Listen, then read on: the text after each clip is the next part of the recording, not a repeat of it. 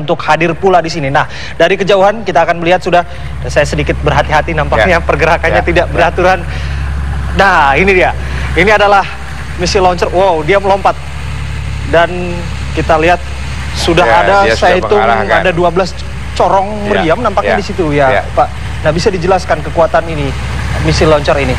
Dia bersenjata dengan senjata roket. Ya, tentu bahan bakarnya udah propelnya propel roket. Jadi ini bisa yang dikendalikan atau bisa yang tidak dikendalikan pelurunya. Jadi ini sangat bisa dikombine. Tetapi kecepatan menembaknya itu round per menitnya sangat tinggi. Baik, sehingga ini adalah 12 misil bisa diluncurkan dengan saya bisa menghitung adanya 12 corong yang ada di situ. Ya, tidak sekaligus tapi cepat sekali. Cocot gitu ya. Luar biasa. Jadi ini suatu untuk meningkatkan daya tembak kemampuan kita terhadap lawan.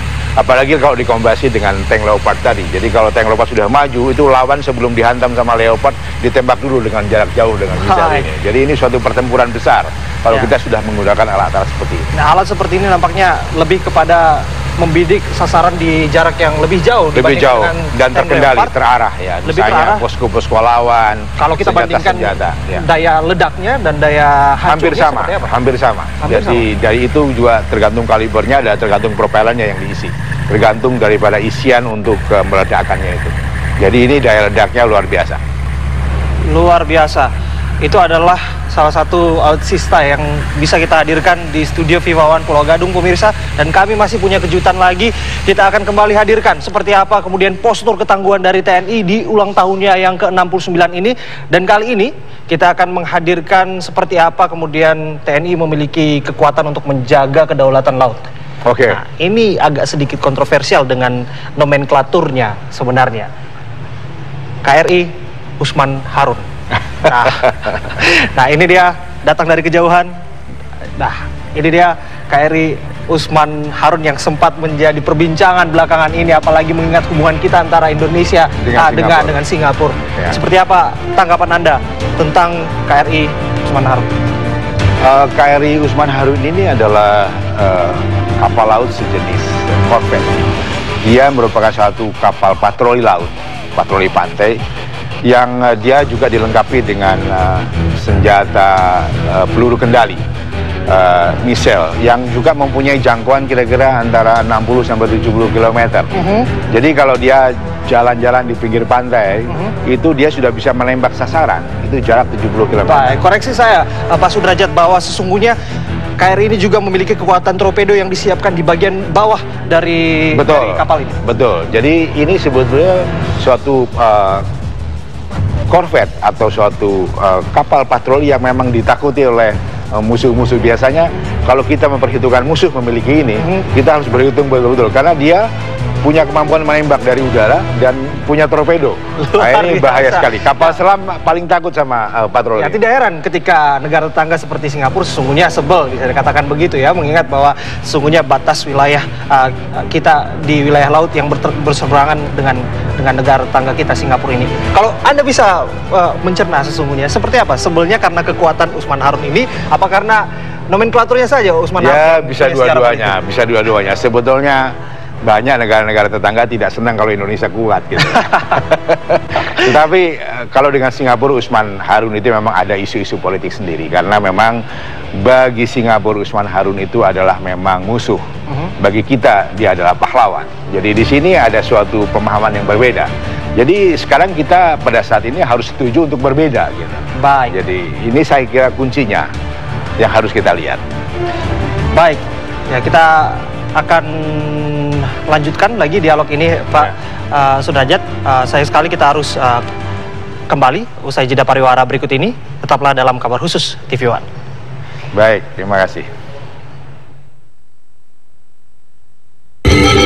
Kekuatan udara Indonesia yang saat ini disegani oleh negara tetangga termasuk Australia adalah jenis flanker Sukhoi. Kami akan menghadirkan di studio Viva One, kita akan menghadirkan, nah suaranya sudah bisa kedengaran ya, Pak. Ya. Nampaknya angin sudah bisa terasa di sini dengan sangat kuat, Pak. Nah, ini dia.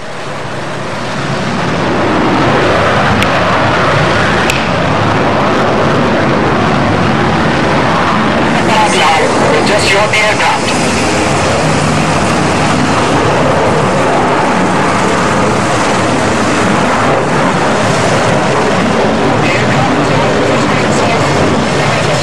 Nah, akhirnya tiba juga dan mendarat dengan selamat nampaknya pilotnya di sini, Pak. Ya, ya.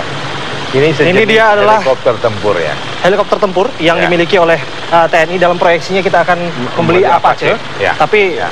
ini adalah jenis yang berbeda sesungguhnya ya, Pak. Ya, ya. Bisa dijelaskan Pak Sudrajat ini? Ya, ini sejenis helikopter tempur yang Agak menjauh sedikit, Pak. Nah, yang dia punya kemampuan manuver untuk betul-betul memang ini seperti senjata terbang. Ya, dia punya kemampuan daya tembak yang luar biasa. Mereka juga dilengkapi dengan roket.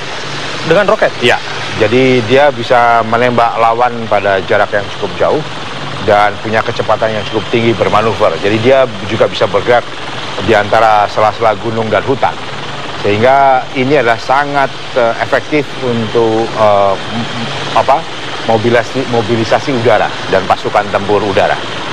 Baik. Ini sangat efektif sekali dan ini banyak dipakai di daerah pertempuran di Timur Tengah oleh Amerika Serikat dan ini sangat efektif sekali. Baik, dengan teknologi seperti ini, sudahkah memang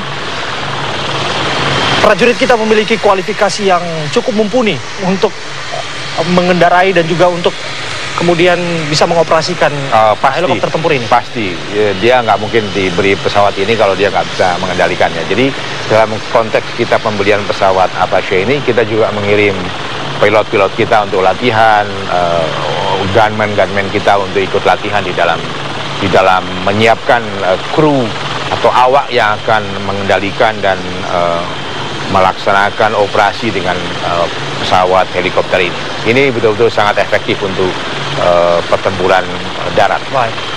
Dengan luasnya wilayah udara Indonesia, Ya. kita butuh berapa unit untuk tipikal helikopter tempur seperti ini, Pak? Sebetulnya kalau lihat wilayah, kita tidak bisa hanya menghitung luas wilayah terus dihitung berapa helikopter. Tetapi kita harus lihat analisa ancaman kita. Baik.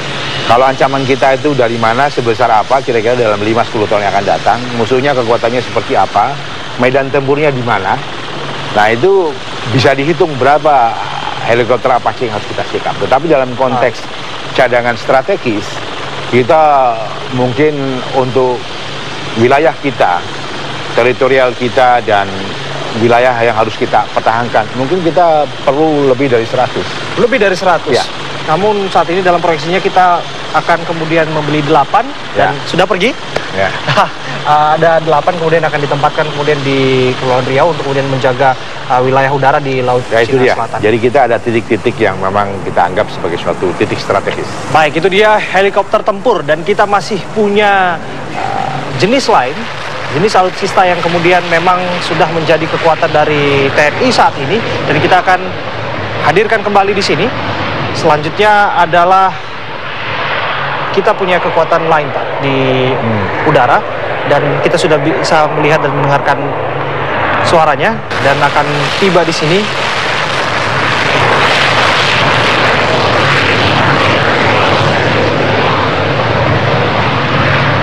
Iya, kita akan kemudian menghadirkan F-16. Saya harus kasih bocoran karena nampaknya agak sedikit telat komunikasi dengan pilotnya di sana, Pak. Baik, kita akan mengupgrade F-16 versi Block 50. Ya. Ini sangat Mungkin penting Block untuk 50. kemudian melakukan hot pursuit Ya. bagi siapa-siapa saja yang mencoba untuk iseng masuk ke wilayah udara Indonesia. Nah, ini dia. Luar biasa, cukup tangguh ini, Pak. Nampaknya pilotnya juga tiba dengan selamat. Seperti apa kemudian kecepatan ini dan luar ketangguhan? biasa. Ini memang Fighting Falcon ya. Dia sebagai pesawat Fighting Falcon atau dia pesawat pemburu, dia bisa mengintercept, dia bisa dogfight di udara. Dan ini merupakan salah satu kekuatan utama Angkatan Udara dalam konteks menjaga wilayah Baik, seperti apa kelincahan dan keluasannya untuk melakukan atraksi-atraksi udara dalam dia bisa, konteks hot pursuit misalnya, Pak? Dia bisa mengejar pesawat-pesawat yang sekelas dia, seperti bahkan Sukhoi pun bisa dikejar sama dia. Wah, luar biasa. Jadi untuk itu dia juga bisa menurunkan pesawat-pesawat yang melintasi wilayah kita tanpa izin untuk dipaksa turun. Ini juga bahkan pernah terjadi insiden dengan pesawat Amerika Serikat yang sempat masuk ke wilayah udara kita. Dan kita berusaha untuk mengusir mereka dari wilayah kita, dan itu betul-betul diakui oleh Amerika Serikat. Bisakah dikatakan dengan hadirnya F-16 dengan amunisi yang kemudian lebih banyak akan mengangkat gengsi militer kita? Saya katakan tadi, TNI punya 3 tugas pokok. Satu adalah TNI mempunyai tugas sebagai penangkal. Penangkal itu berarti bahwa kita menunjukkan kita punya kekuatan, sehingga orang memperhitungkan kita. Yang kedua, dia menindak, dia berani mampu menindak gitu. Kita akan kembali bergabung ke Surabaya untuk melihat puncak bagaimana perayaan hari ulang tahun TNI yang ke-69, di mana Presiden Susilo Bambang Yudhoyono akan segera menyampaikan